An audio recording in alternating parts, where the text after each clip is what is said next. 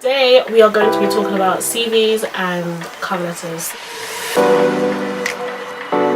So how should my CV look like? You're wondering why I'm using this hand, because I've got papers in this hand. So when I left college, my CV was so simple. It was literally like how, you had your name at the top, you had like, your little information, like your email address, your mobile number, your first line of address, then you had your profile, then you had your education, then your experience, hobbies, skills. Nowadays, no university student is simply just a university student. Some people have blogs, some people have YouTube, some people have created their own brand within themselves.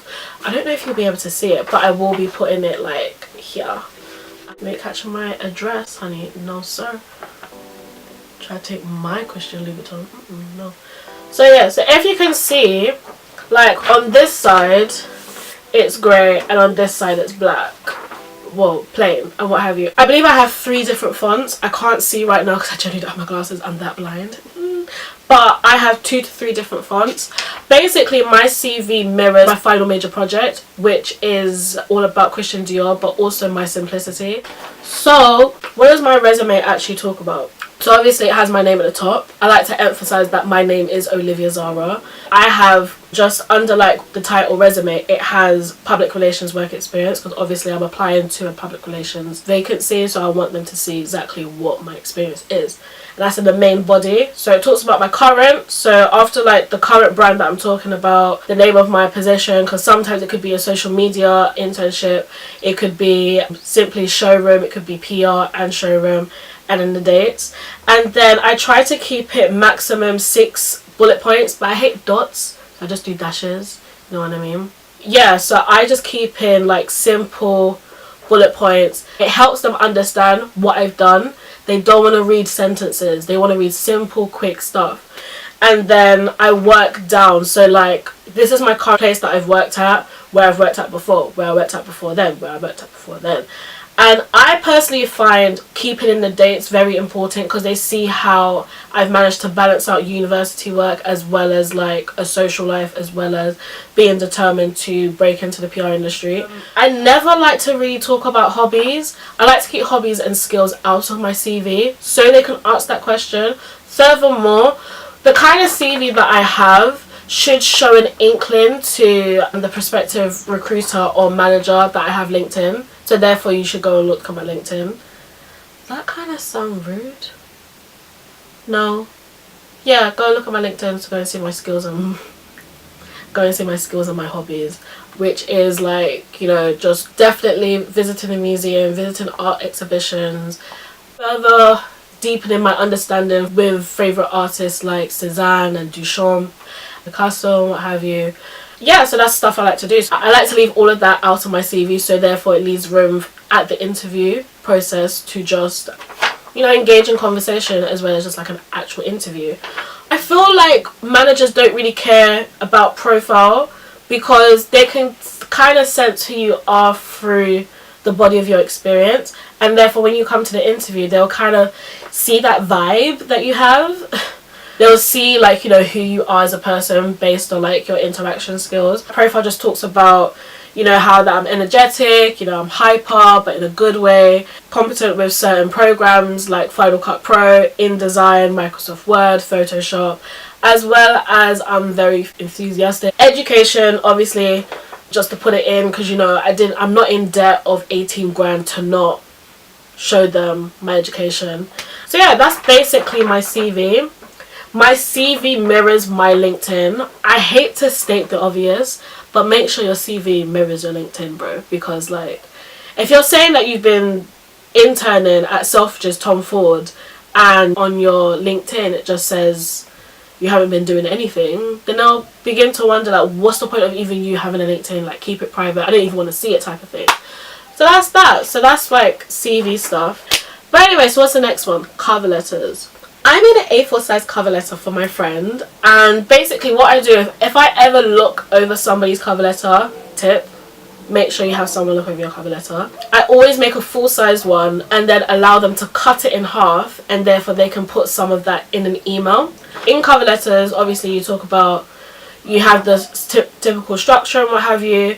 If you know the surname of the person that you are writing to, then write that. If not, then write dear sir, or if it's obviously a woman, dear madam. Briefly introduce your name as well as what you're doing. So my name is Olivia-Zara and I'm currently an undergraduate in my 3rd year of university, studying at blah blah blah blah blah in blah blah blah blah blah. You're obviously writing to express the certain position that's available. If there's not a certain position, you're writing to express interest in a position around, you know, your social media department or your showroom department or your press department. What I've done, what I'm doing, if should I be applying for a job. I just talk about like what my degree consists of, so people don't really understand what fashion PR is like at LCF or what's it about. The degree that Camilla studies is culture, criticism and curation. That just sounds like CC. I studied CCC at Central St. Martin's. No shade. What does that mean? So you just basically talk about it briefly, but don't give them everything, because then they have nothing more to ask you about in the interview. Like, it's going to be a very boring interview. So after that, after the next paragraph, I talked about stuff that I really enjoyed at university, and then you just bring it all in. Bring it on back. You just bring it on back. And you talk about how much experience you have. Like, collectively we had this much experience. Begin to realize that your cover letter mirrors the requirements on the job advertisement, more or less. So when they say, like, you know, we're looking for somebody that has, you know, at least 2 years experience. Well, technically I interned at this place for 3 months, or I interned at that place for 6 months, so together, and I interned at another place for a year, so technically it's like just under 2 years. But with your degree, like, you would have been around the atmosphere, but in a theoretical way. So you have well more than 2 years experience, and you can put that there with pride. You thank them for reading your cover letter, and you know, you are available to speak with them, you know, on via mobile, via email, via Skype even, and you just put, like, you know, yours sincerely or yours graciously, your full name, your email address and your number, just in case. Because there's some people that could be like, oh my gosh, I really like this, I just need to call her now. Boom. They don't want to go back up, they just want all the information. So that's why, you know, within your email signatures, keep your information there at the bottom, even though it's included in your both your CV and your cover letter. So that's that.